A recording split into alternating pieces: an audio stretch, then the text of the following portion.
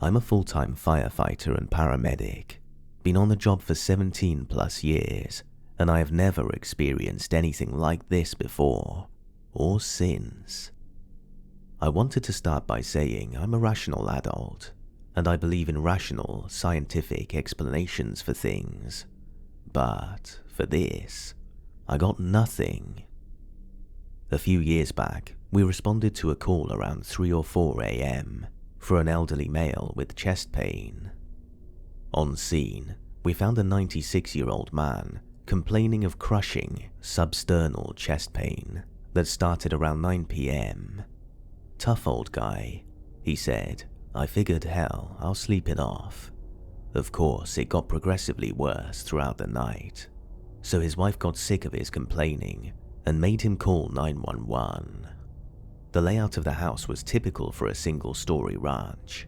Front door into the living room. Hallway to the right leads to the bedroom, where we were in with the patient. To the left leads you to the kitchen and dining room, with a door leading to the attached garage. I was in the bedroom with another medic.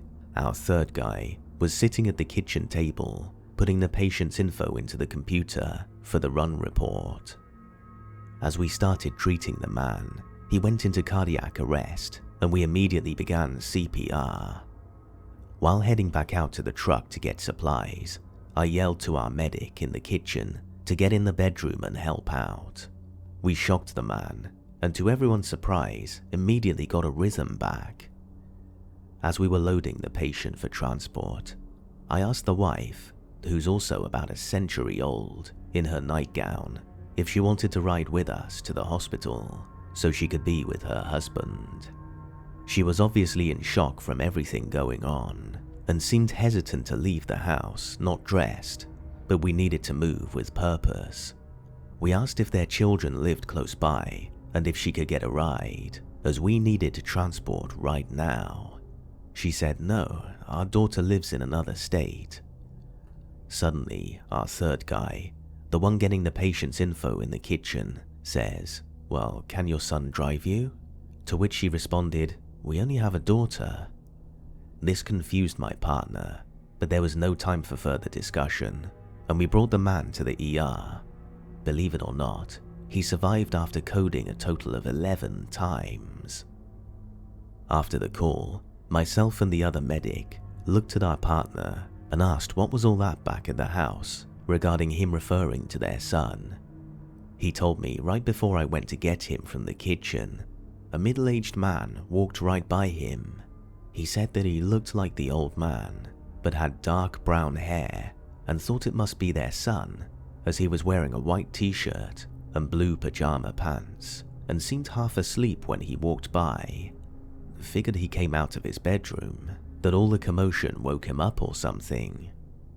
He said the man didn't acknowledge him. He yawned and sort of bumped into the kitchen cabinet before opening the door to the garage and going out into it. He never turned the light on, simply turned back around, closed the door, and walked past him and turned the corner to the hallway. Apparently, that was when I came around the corner to tell him to get in there to help out. Our partner said, "You had to have practically bumped right into him in the hall. There was nobody else in that house. I saw no one. It was just the elderly couple that lived there." Here's the part that bothers me the most. The old man, our patient, was wearing a white t-shirt and blue plaid pajama pants. So, what the hell did our partner see? Was it our patient's ghost or spirit or whatever? Too freaking weird to wrap my brain around. None of us could ever explain it, and our partner still doesn't like to talk about it, even years later.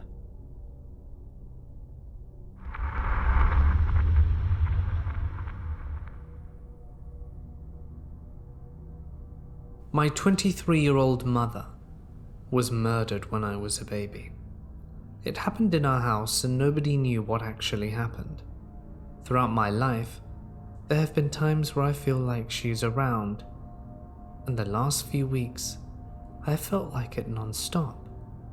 I don't have any form of audio or video to prove this, but I feel her, and I've seen her in dreams for years. So for a little backstory, her life was tragically cut short in 1998. I was 2 and the youngest of 3 children. I was the only one home when she died. My dad, brother and sister were on a mini trip for the week. I think why I feel her and my siblings haven't is because when she passed away, she knew I was still home, and I think she wanted to protect me and just hasn't ever left. So the house I mentioned where my mum's life was cut short, I used to see shadow figures pretty commonly. I never saw her, but I felt her presence from time to time since I was a kid. And I would see shadow figures, and at one point I drew them, but the drawings are on an iPad that is now broken. The 2 main ones I would see were a shadow figure wearing a hat, which I've read is pretty common. I never saw eyes nor face. It was just that, a dark mass. This was always seen in the downstairs bedroom. The other shadow figure I would see a lot was a long, lanky one. I don't think I've read about them, but they were long and seemed to be slouched down. They usually looked like they have their heads held down like they were sad. Sometimes I would see 2 or 3 of these at once. I never saw these in my bedroom, almost always on the main floor of the house, and even if I looked at them, it's like they needed me to see them.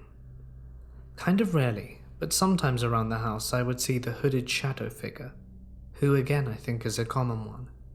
The hats and hooded shadows always seem scary, but not the lanky sad ones. I wouldn't go near them if I saw them, but I never felt scared or hid when I did. So, there's been a time I've seen a ghost as well. I was in my bedroom upstairs. I remember I woke up and saw a bright ghost. I could see his face and uniform, and he told me to get out, which is when I moved my bedroom from upstairs to downstairs. The ghost almost appeared to look like a Civil War or colonial man. I'm not a history person, but he was definitely old-timey.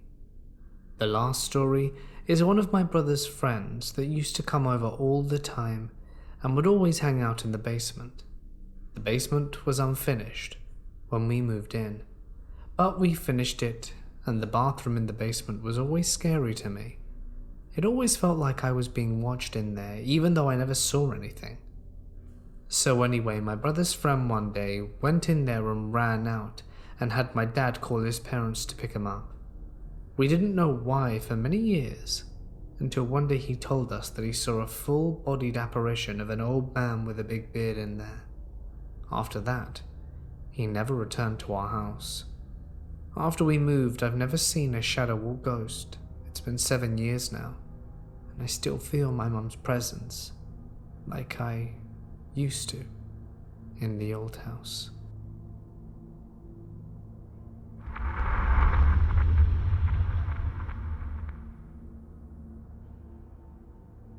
Halloween Day has another landmark meaning to me.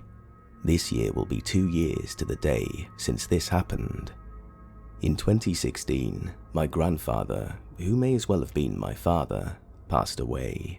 He lived in a small house, which I had shared for a few years not too long before his passing, in the small town I live in the south of Ireland. His passing was quite devastating to myself and my family, and for that reason, childhood memories and connections to the house made it quite difficult for us to visit the house. Fast forward to Halloween 2 years ago, and the vacuum we used at home broke, and we don't exactly have the money to buy new things at the drop of a hat. So my mother said she was thinking of going to my grandfather's house to get the one there. To spare her the emotional journey into the house, I volunteered to go and asked a longtime friend of mine who knew the house to accompany me. We arrived at the house about midday, maybe as late as 2 p.m, and go inside. Nothing is out of the ordinary, just silent and hollow, with a void where my granddad used to be. My friend, who I'll call H, had known me since we were in 6th grade, about 8 years ago now, and used to come over all the time for years. He knew the house and my family inside and out.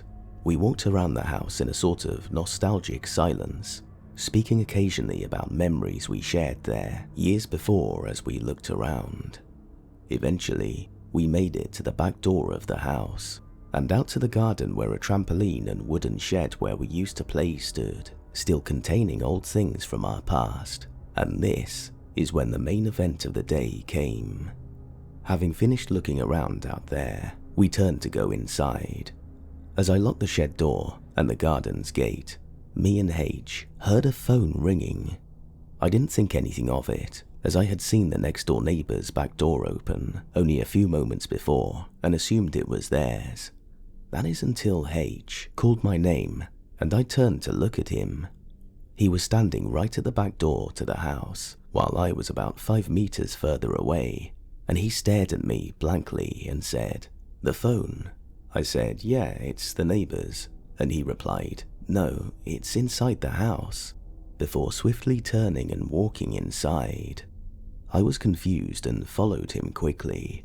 Now, the layout of the house from front to back is this. You enter the back door, and you're in a small, maybe 1 by 1 meter square porch. From there, a door leads into the kitchen, which takes up the back half of the ground floor of the house, and connects directly to the much smaller sitting room. When I entered the kitchen, I stood looking at H, standing beside my grandfather's chair, where he sat every day for as long as I can remember. Next to the chair was a small wooden table with a landline sitting on it, and it was ringing.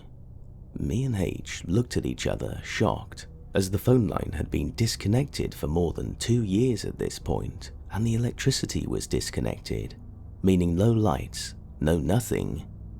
H picked up the phone and answered, repeating "hello" a few times before saying, "There's no one there," and holding the phone out for me to come over and take it from him. I did, and I said "hello" a few times. "Is anyone there?" But I was not greeted with any response. All I could hear was a slight static, and the tone you would know if you ever had a wired landline, the one you hear when you pick up and listen before dialing any numbers. After a few moments, I hung up the phone and left it for a short while and picked it up again, hearing the same tone, slight static, and nothing else.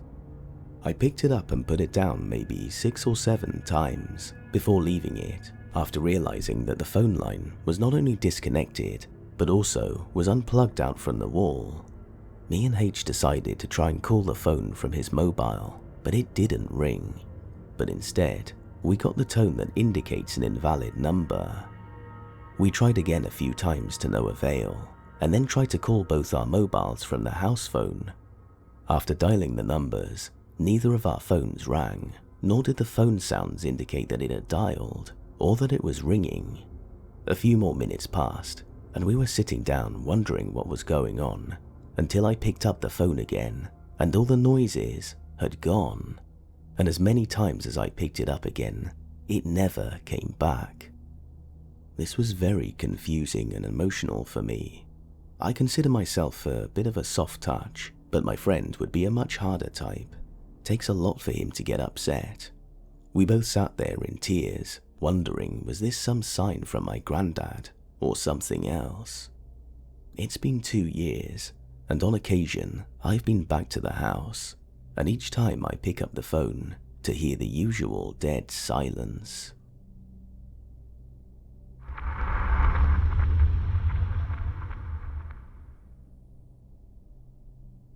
The first story I'm going to tell you is a story relayed to me by my late father, and it was something that happened to him and my eldest half-sister when she was a teenager.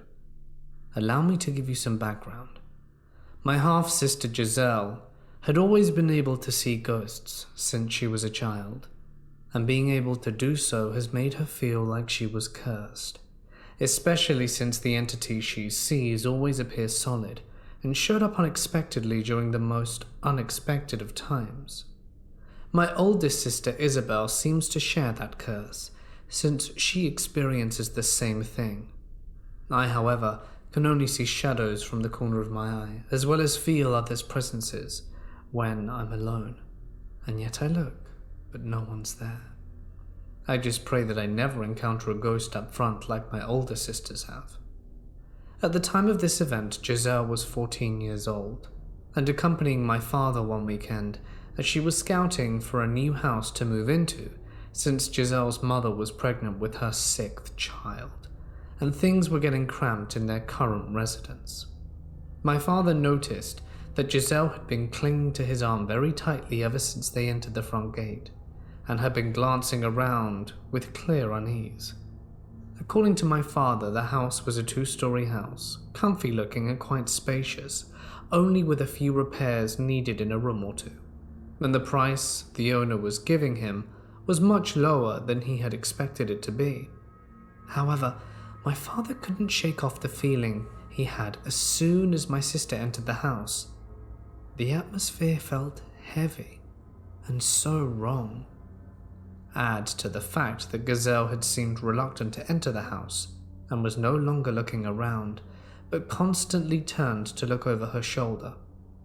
As the tour of the house progressed, my father saw that Giselle's unease had melted into complete and utter terror, her face extremely pale, that he thought at one point she was going to faint, and she practically had his arm in a death grip. Giselle, however, refused to say a word when he asked what was wrong, just shaking her head and practically gluing herself to his side as she trembled. My father knew just by the terrified look on Giselle's face that buying that house would be a mistake. Once the tour was over, my father informed the owner that they wouldn't be buying the house, as tempting as the low price was, but thanked him for his time. When my father and Giselle were in the car, he noticed how her eyes were fixed on one of the windows on the 2nd floor, and because he knew that she could see something he couldn't, he asked her what was wrong. My sister tore her dark eyes away from whatever she had been looking at, before turning to him still terrified. "Dad?" Her normally high-pitched voice was barely a whisper. "There was a woman in black following us around while we were going through the house. She was floating, and she had a black veil over her head, but I could see her face. It was white, so white, and her eyes, they were pure black, but at the same time, blazing with hatred. And she had a snarl on her face and followed us at a distance, but stopped at the foyer after you and I stepped out the door. She was watching us from one of the windows on the 2nd floor just now. She was just filled with hate." My father had started driving as Giselle spoke, and he felt a chill run down his spine once she finished. They didn't bother looking at any other houses that day, despite my father having listed 4 more to look at, because he told me that what Giselle had told him rattled him more than he wanted to admit, and he felt quite drained. I don't even want to think about what would have happened if they'd have brought that house. The next story was told to me by my parents and takes place in a building that my parents and I were residing in shortly after I was born. It seems the building was quite haunted, and they had only learnt about it after moving in. All the people residing there had their own stories to tell.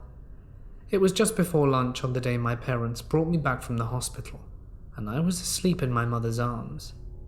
Just as soon as my parents stepped in their flat and were about to insert the key into the lock, they were startled when something collided with the door, barely missing my father's head.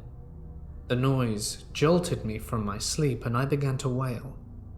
They whipped their head towards the winding staircase that led to the upper floors, and my father ran to the foot of the stairs to see who had thrown the dirt, but there was no one about, and they would have heard someone running on the tiled floor, or any of the doors slamming, but it was completely silent since it was a weekday and the neighbors were at work. After ushering my mother inside, my father took a look at what had nearly struck him, and saw it was a ball of dirt, compacted perfectly into shapes, as if someone had taken the time to form it and harden it with their hand before hurling it in his direction. My father took a gardening trowel and scooped it up, before showing it to my mother, who was trying to comfort me since I was still crying up a storm. When the neighbors arrived from work several hours later, they saw my father standing at the foot of the stairs looking up. They asked what was wrong, and he proceeded to tell them the events of the day and showed them the ball of dirt that had caused the fuss. Little things would happen as the months went by. Some that were harmless, others not so. Sometimes when my father was at work and my mother was carrying me as she moved about the house, she noticed how I kept shifting in her arms and laughing, as if there was someone playing peekaboo with me, even though she knew that we were the only ones there. Other times she would hear me squealing with delight in my crib when she had her back to me, and when she turned around, I would be reaching into the air as if trying to grab something. One night, while both my parents were laying in bed, gazing at me as I slept between them, they heard the unmistakable sound of someone walking into the bedroom and stopped outside the door. They heard the unmistakable sound of the doorknob rattling, as if someone was trying to get in but the door was locked. The rattling stopped, only to be followed by a light knocking. My father turned on the bedroom light, demanding to know who it was, but the knocking stopped and there was only silence. Nothing else happened that night. However, neither of my parents got any sleep. The next morning they checked all the doors and windows, and everything was locked. We moved out of that place that same weekend.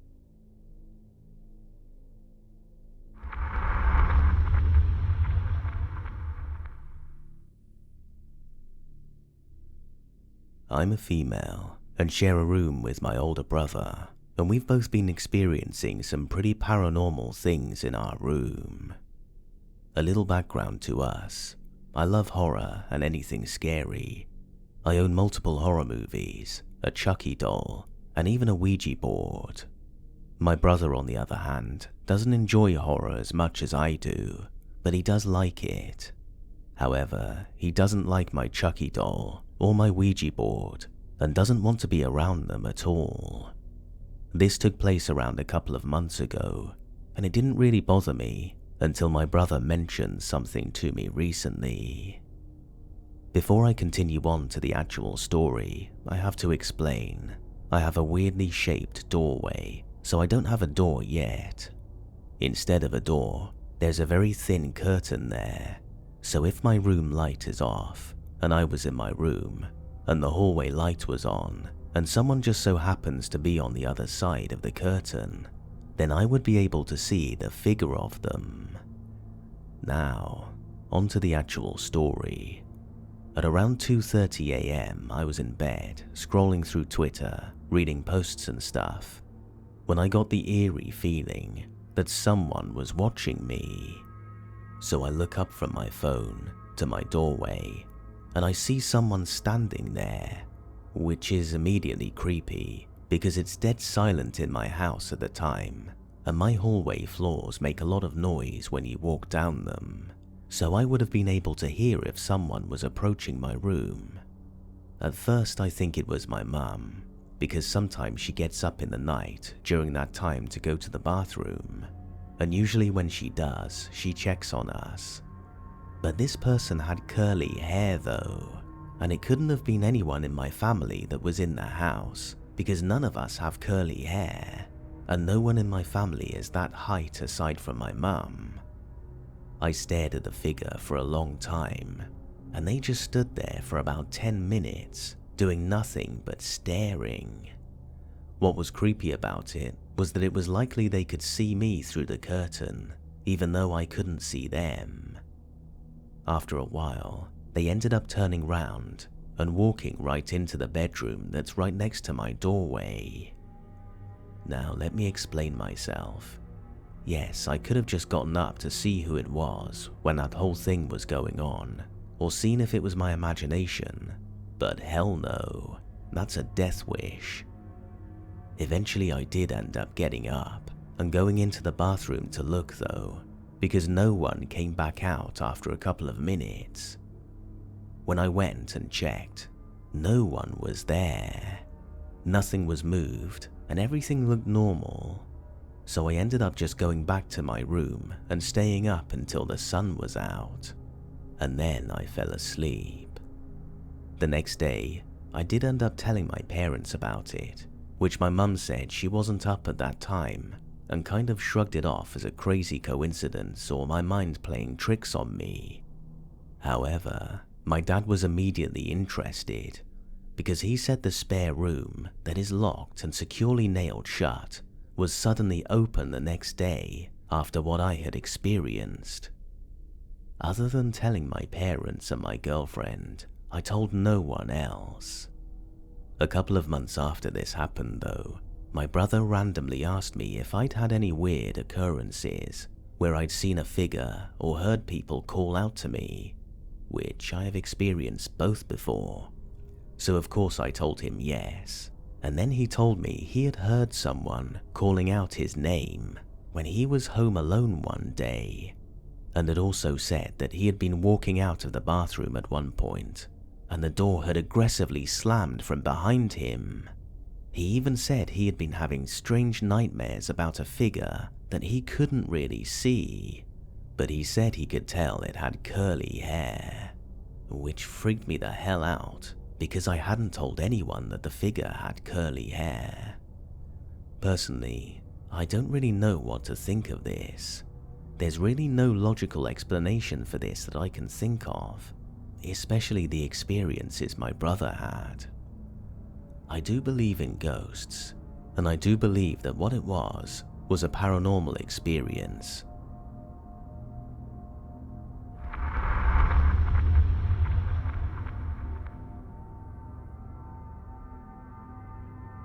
I am a 25-year-old and live in the UK. I've always believed in the paranormal and have had a few experiences in my life, and have been told by a medium that I am sensitive to it. This particular experience happened at my Aunt Claire's house when I was around 10. She used to live in a small 2-bedroom house in a town called Greenhill. Many things happened in this house in the few years that she lived there, and I can safely say I am so glad that she moved away from this awful, accursed home. It started out with small little things, like footsteps being heard when no one was moving around the house, and things moving by themselves, as well as shadows out of the corner of your eye. But things took a pretty sinister turn in the space of a week when a few key events happened. The first scary thing that occurred was between myself and my aunt's 2 sons, Tyler and Seb. We spent a lot of time in the backyard playing in the mud and climbing trees, but on this particular day, we opted to dig a hole for some reason. I don't really remember why, but regardless, we dug at the dirt at the bottom of the garden. This garden was long and led to the forest and fields on the back of the house. It was cut off from them with an old rotten wooded fence. We chose to dig in the middle of the trees at a particularly muddy area, and as soon as we hit something hard, we decided to dig it out, assuming as children that it was some lost treasure we were unearthing and that we had hit the jackpot. Instead, as we dug, we found a skull. We screamed for my aunt and mum and showed them, and they looked at each other mumbling about being someone's old pet, but at the time I thought nothing of it, but would find out at the age of 18 it was the skull of a baby, and that my aunt never managed to find out any information on it even after taking it to the police. This would then start a chain of events that none of us foresaw. It happened on firework night, and myself, Seb, Tyler, Claire, my mum and dad and my aunt's boyfriend were chilling downstairs. All the kids bar myself were asleep, when we heard the sound of boots on the floor above us, which was impossible, as we were the only ones home and everyone was accounted for in the living room. My aunt shrugged it off and said that it must be pipes. A while later, I walked past the stairway to get into the kitchen, and from the corner of my eye, I saw something that resembled the large shadow of a man swinging from the ceiling of the landing.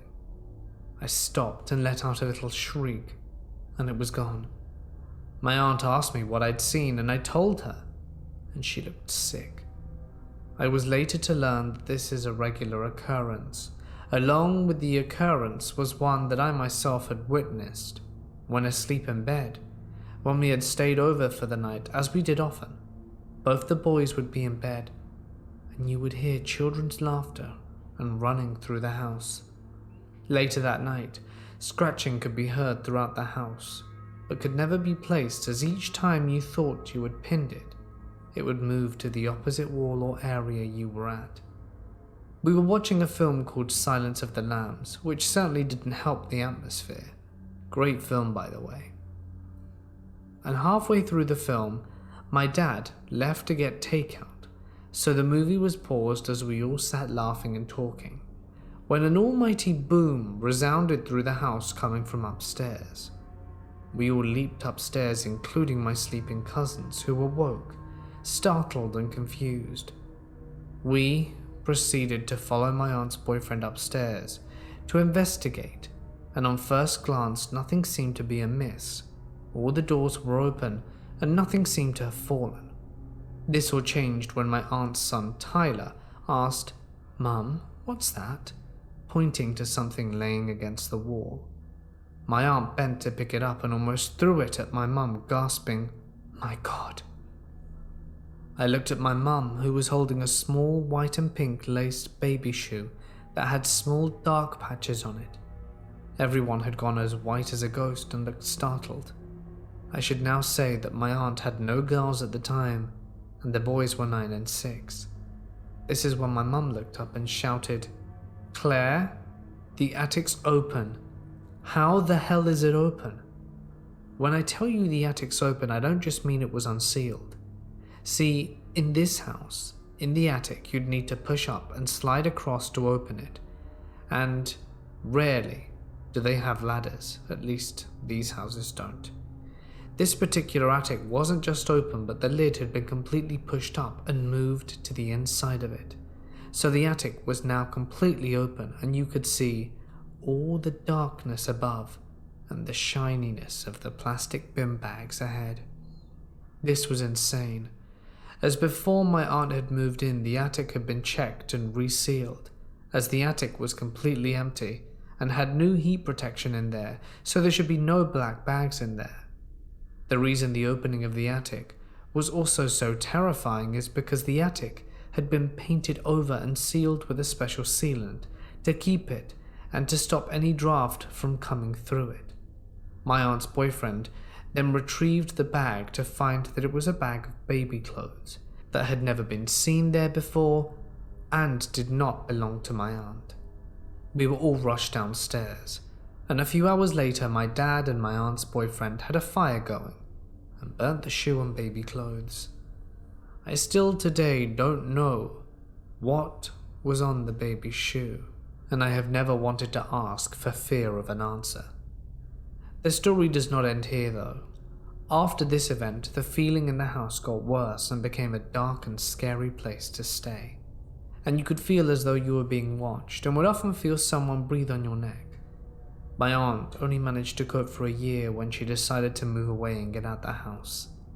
6 months after she left, there was a house fire there, and the man who lived there sadly passed away.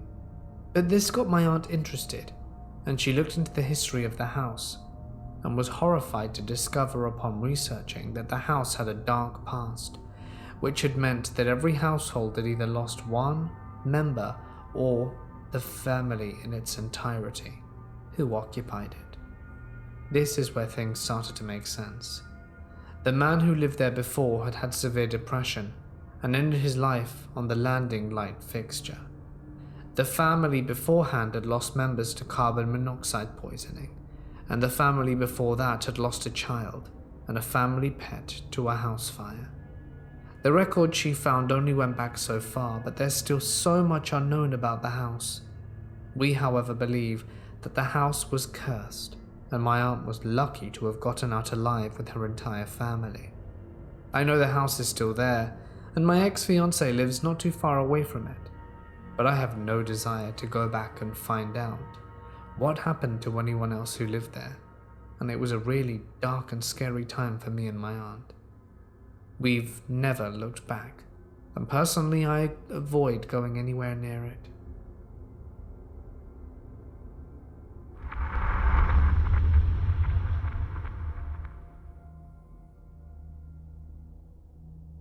When I was a kid, I lived in a haunted house. I'll preface this by saying I'm generally a very rational person, and I'm a skeptic by nature. I didn't grow up in a family that was religious or into the supernatural, and if I hadn't experienced these things myself, there's no doubt in my mind that I wouldn't believe in it today. Our house was built in 1912. On the outside, it seemed like a totally normal house. The moment I stepped inside that house, I felt uneasy and couldn't explain why. My sister and I share a room upstairs. I was sitting on my bed in my room one day, facing the doorway. It was one of those accordion doors that would click closed, and there was a space of about 2 feet at the bottom where it didn't reach the floor. It was only my mum and me home at the time, and she was downstairs. I heard the floor creak outside my door in the hallway as though someone was walking into my room. Then I saw a white mist type figure pass by my door. At first, I thought it was my mum bringing laundry upstairs, and I waited for her feet to appear under the door, but they didn't. I went and peeked under my door to see who was in the hallway, and there was nobody there. There was no wind, and no way it could have been a curtain blowing. I definitely saw something pass by my door. Another day, I was in my room alone again. My family was downstairs in the kitchen at the time. There was a wardrobe by the door that had a lamp on top of it. I was just sitting on my bed again, and all of a sudden, the lamp started to violently rock back and forth. It scared the hell out of me, so I immediately ran downstairs, and my family could see I was scared and asked me what was wrong. I told them what happened, and they all looked at each other. I discovered later they tried to protect me from knowing any of the paranormal experiences that happened there. Another day, my sister and I were in the living room. It was summer, and we had one of those window air conditioners in the kitchen window. My dad was just finishing building a detached garage outside and had turned the breaker off so that he could finish wiring the electrical to the garage. There was no electricity at all in the house. We were just sitting there, and all of a sudden, we hear the air conditioner turn on. My sister and I looked at each other and ran outside. My parents asked us what was wrong, and we told them how the air conditioner turned on by itself. My dad said that's impossible. There's no electricity going to the house. We had no explanation for how it turned on. Another day I was in my room, and we had one of those big fans that sat on the floor. My sister would always yell at me for leaving it on when I wasn't in the room. On this day, it was really hot, so I purposefully left the fan on. I went downstairs to have a shower. Only my mum and sister were home at the time. I came back up to my room, and the fan was switched off. I immediately felt uneasy because I knew I had left it on. I asked my mum and sister if they had gone upstairs while I was in the shower, but they hadn't. No explanation for how it turned off. This was back in the days where we would record songs off the radio on cassette tapes. One day, I guess I forgot to press stop while recording and had left the room. When I listened back, it sounded like a man and woman arguing on the tape, but I couldn't quite make out what they were saying. There was no one in the room at the time. When I would go to sleep at night and the lights were out, I would see what I now know were probably orbs, but at the time, I had no idea what it was. It was like static electricity in the air. I don't know how to explain it. The closest thing I've ever seen to it are sparklers. It used to scare the hell out of me, and I would run to my mum's room and tell her, and she would say, "Oh, it's just your eyes playing tricks on you. Don't pay any attention to it." I would go back to bed and hide my head under the covers. There was a spirit that would stand in the corner of my room and watch us constantly. After we moved out, I told my mum one day that our new house felt so much happier than our old one. She asked me what I meant. I told her how our old house had such a heavy atmosphere and felt totally different, and I always felt like I was being watched. I asked her if it was haunted, and she finally admitted to me that it had been, and they tried to protect me from it because I was the youngest. I described two ghosts to her. The female was always in the corner of my room, and the male spirit that stayed in my brother's room. I described the time period they were from and how they were dressed. That woman was in a long dark dress, and the man sat on the floor in my brother's room and looked out the window. No idea how I knew these things, and turned out I was pretty close, except for the woman wore a black veil that hid her face, and the man actually had no legs, which is why I thought he was sitting all the time. While we lived there, I had a recurring dream where I saw a little girl in a white nightgown cowering in the hallway outside my bedroom and crying because the house was on fire.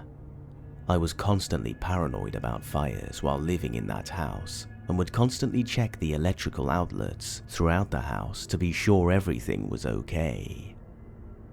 After we moved, I worked at our local library, and there were tons of resources about the history of the town. Turns out, before our old house was built at that location, there was a hotel that used to stand there in the late 1800s that had burned to the ground, killing several people. My dad was the only one who didn't have experiences while living there. My mum had the most experiences, and I think at first he started to think she was losing her mind. It wasn't until my siblings and I started to tell him about our experiences, and significantly me with the lamp incident in my room, that he started to think something was wrong with the house. My brother worked late nights and would get home around midnight.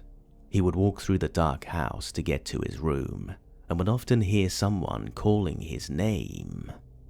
He thought it was our mum and would go in her room to see what she wanted, only to find her asleep.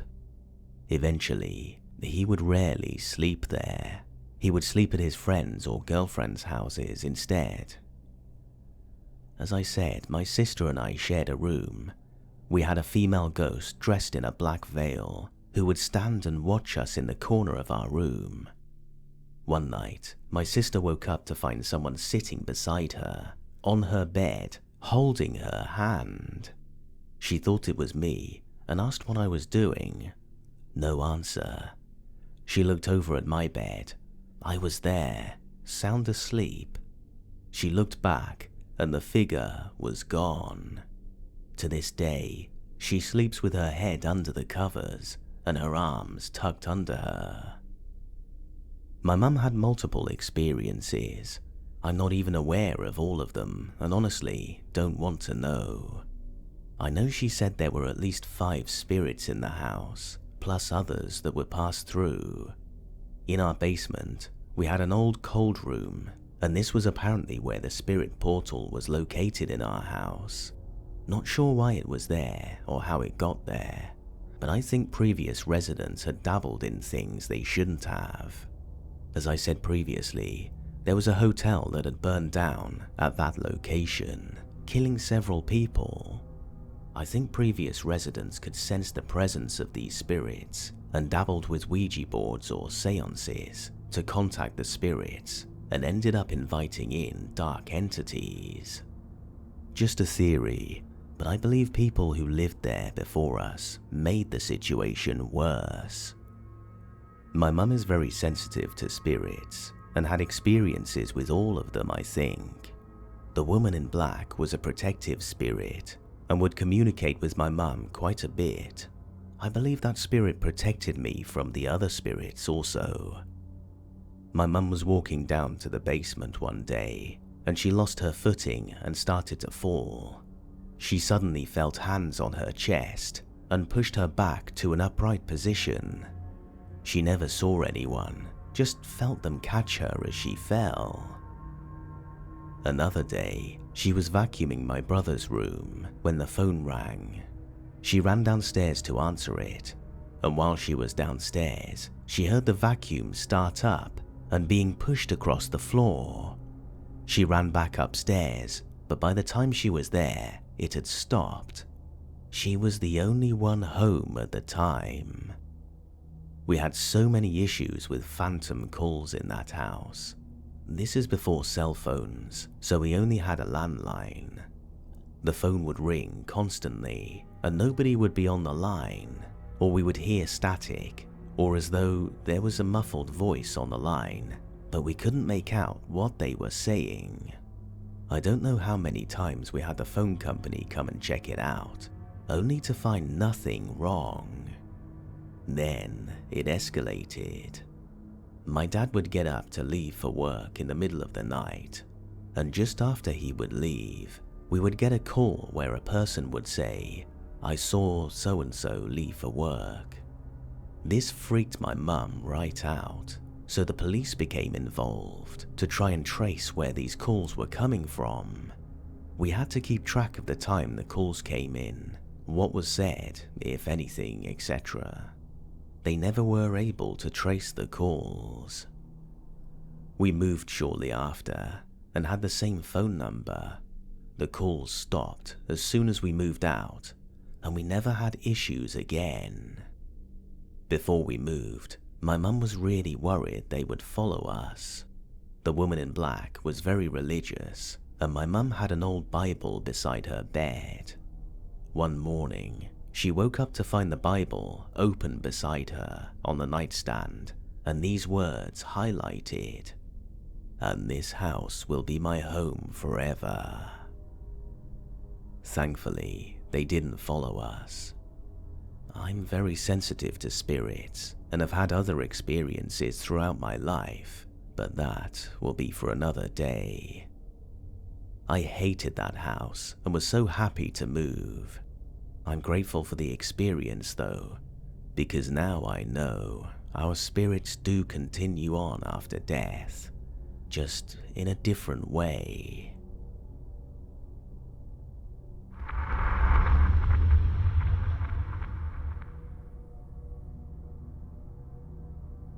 A lot of things went down in the house I lived in, but out of all the spooky things that have happened to me there, this one just crossed my mind after 18 years. I was 14 years old living in Orange County with my 2 sisters and my mother. We had a rough upbringing, so renting an actual house was like a dream come true for us at the time, until we realized we were living in a haunted house. I was with my mum the day we rented. The garage was scary as hell, even in the daylight, with people around. It just always gave me a clustered feeling of something being there that I couldn't see. When the garage door was shut, it was pitch black. No light at all from the outside could get through that garage door. During the summer, I would wake up early. I would listen to my CDs on my radio, so every time I came in or out, I made sure my bedroom door was shut because my mum liked to sleep in the living room on the couch right outside my bedroom. I would clean my room, the kitchen, and bathroom before I would ask my mum if I could meet my best friend at our halfway mark. This particular morning, the funky spooky things of the house started early. As I walked out of my bedroom, shut my door, walked down the hall passing 2 bedrooms to the restroom, I noticed something from the corner of my eye in the kitchen, like a silhouette of a person that vanished. This was normal. My mum's bedroom was directly outside the bathroom doorway to the right, and it had a private bathroom which led to the garage. Well, as I was walking out the restroom, I see a person walking into my mum's bedroom, like a woman, which I assumed was my mother since we were the only ones home. Thinking it was my mum, I was talking to her about leaving to my friends, and the bedroom door shut in my face. and I was thinking, wow, she's rude today. So I opened the door and again asked if I could go to my friend's when her bathroom door started shutting. When I opened the bathroom door, I said, "Mum." I realized the garage door was wide open. The garage door was heavy and did not stay open on its own ever, and it was pitch black. In that moment, I knew it wasn't my mum, so I ran out, shut her bedroom door behind me, and started towards my bedroom when I noticed my bedroom door was wide open. I was standing in my room, confused, and realized my radio was off. I tried turning it on multiple times and saw it was actually unplugged. I went to the living room to wake my mum up and ask if she went into my room to unplug my radio. She said she didn't ever go into my room or touch my radio that morning because she was sleeping still. I don't even know why I had to ask if she went into the garage through her bedroom for clarification, but needless to say, it wasn't her either. She asked me to please not leave her there alone, but I did, and I still feel bad. Anyway, that night, I didn't want to come back home. I know whatever it was this time, it wanted me in the garage alone.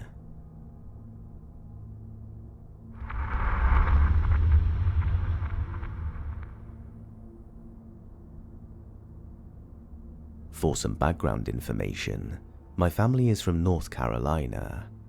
My grandfather was born and raised in rural western North Carolina, and my grandmother was from the middle eastern end of the state. She is a Native American with her family living in the same area as far back as the 1890s. Being a Christian didn't stop her trust in the beliefs of her people.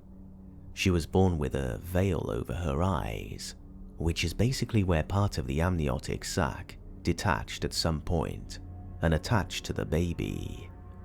Within her family, this was taken as a sign of a child being sensitive to paranormal activities, and growing up, it proved true for her. Fast forward to my birth, and I was born the same way. My mama was both pleased and worried when she saw. Almost everyone on my mother's side of the family fully believes in the existence of ghosts and the like, and all having their own experiences over the years. My very first experience came at around 7. I remember sitting in my mama's living room watching television with her, and suddenly smelled something burning. I panicked, thinking the gas stove was left on, having just roasted myself a marshmallow on it, and that it caught something on fire. Before I could say anything to my mama, she looked over at the door and said, "Come on in, Ellen." I'm not using real names for obvious reasons. I was obviously confused, and I asked her what she meant. She went on to explain that my papa's sister had died in a house fire in Korea years ago. She had apparently gotten 2 of her children out and went back to get the youngest and didn't make it. When they found her body, she was something like 5 steps away from her front door. My mama explained that it wasn't long after that they began smelling burning rags in the house. It typically lasted just a few seconds and disappears again. My mama believes she just comes to check in. I smelt the same smell many times over the years growing up in her home, and would look and look for the source of the smell and never found one. In the years since I've moved into my own apartments and homes, I've smelt the same smell. It lasts for just a few seconds and then disappears.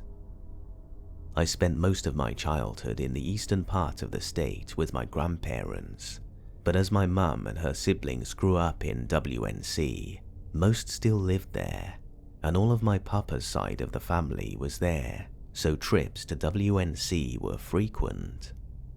In the fall, my mama would go up and pick apples by the trailer full and take them back and sell them.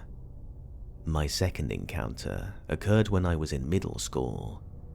It was fall, and I remember because as I bolted back out of the house and tried to get my Mormor, I tripped over the trailer holding her apples and ended up eating dirt. Then I had to hobble around with a busted shin for a few days. Anyways, I went inside the house to get my Mormor's drink for her, and as I walked past the hallway that led to the bedrooms, I noticed something out of the corner of my eye. When I looked, I was frozen for a minute. At the end of the hallway next to my grandparents' bedroom door was a woman I had never seen before. I remember she had long, loose dark hair and wore a blue pantsuit. Think of a really old woman going to church. She looked at me and smiled slightly. As she turned her body to fully face me, my legs remembered they could move and I took off. I explained to my Mormor what I saw, and my stepdad immediately moved to go inside because he thought someone had broken in through the back door, something that wasn't really common in our area, but not unheard of. My Mormor quickly waved him off and took me inside. Hidden in a photo album in her closet, she pulled out an old black and white photo of a woman standing on a porch and asked if this is who I saw. It was, and this was a picture I had never seen before, and apparently one of the only two she had of her mother. My Mormor sat me down in the living room and explained it all to me. The outfit I saw her in was the one she was buried in, and while she normally kept her hair up in a tight knot in order to keep it out of her face while she picked cotton, or cooked, or just whatever she was doing, they decided to leave it down for her funeral. This was all shocking to me. My Mormor didn't talk much about her mum, as she died when my Mormor was very young, resulting in her dropping out of school to take care of her younger brothers and sisters, and then eventually all of her half-brothers and sisters. My Mormor is the oldest of 18 children.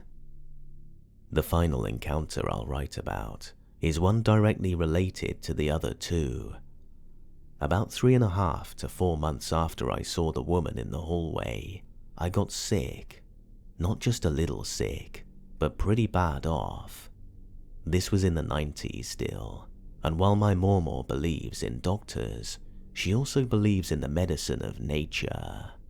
It's not something I'd ever use for my children now, but I also know that it works, so if there's ever a zombie apocalypse, I've at least got some medicine. I was given the medicine and wrapped in blankets. My fever peaked at around 103, and I spent most of the day huddling in my Mormor's lap until my mum decided that I needed to just go to bed and give my Mormor some space in case I passed the illness to her. My Mormor reluctantly agreed and carried me to bed. I'm not sure how long after I went to bed that this happened. I had fallen asleep at some point, but I woke up and it was pitch black in my room. I suddenly smelled burning rags, and then felt the blankets being taken off of me. The cool air felt great against my skin, and then whoever it was started humming. It was a song that my Mormor often hummed to me when I was small, or in this case, sick. They started rubbing my back and continued to hum. I mumbled and asked my Mormor to bring me some water, and the answer I got back was, "She's coming, baby." I turned to look, and sitting on my bed was not one person but two. My Mormor's mum and the other woman I recognized as my papa's sister, whose picture my Mormor had pointed out on the wall after she told me the story of her death. I want to say I wasn't scared, but that absolutely wouldn't be true. I was terrified, but about that time my bedroom door opened and my Mormor came in with water and medicine. When I looked back at my bed, both women were gone. I told my Mormor what happened and told her that they knew she was coming, and she simply responded, "Figures. Can't ever just mind their own business." Later, I found out that all of my Mormor's children had similar experiences as children when they're sick. And even now, as an adult, if I'm really sick or something of that nature, she comes to visit and hums the song while rubbing my back. I know these aren't really scary, and I definitely have my fair share of terrifying experiences with the supernatural, but I figured it would be nice for some people to see that they don't always mean you harm. And it's funny because even as I was writing this out, Ellen came in and passed through the house, causing my 7-year-old to run into the living room screaming about somewhere being on fire.